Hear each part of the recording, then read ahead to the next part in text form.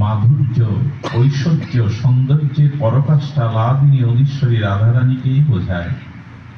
অর্থাৎ প্রেমময়ী লাদিনী অধীশ্বরী রাধারানী সহ যুগল মাধবকেই আমরা প্রণাম করি।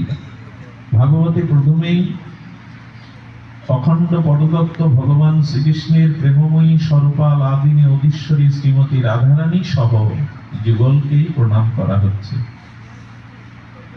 ভগবানের মহিমা প্রথমেই জানিয়েছেন এই জন্য, ভগবত তত্ত্ব জ্ঞাত না হলে এই জন্ম মৃত্যু চক্রে আবর্তনশীল এই সংসারের পুনঃ পুনঃ গতাগতি থেকে আমরা নিষ্কৃতি পাব না।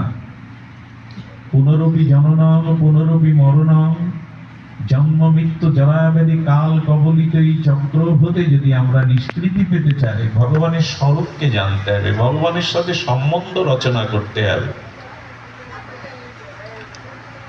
দেখুন, মরুভূমির বুকে মৃত্তিকা না বালুকণা মৃত্তিকা আছে, সূর্যের কিরণও আছে। তো এই দুটি তত্ত্বের বায়ু আছে, মৃত্তিকা আছে, সূর্যের কিরণ আছে।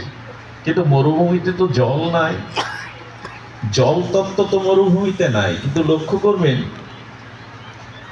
কোন হরিণী আর উৎকণ্ঠা বা তৃষ্ণা নিয়ে দেখছে সেই মরুর বুকে সূর্য কিরণে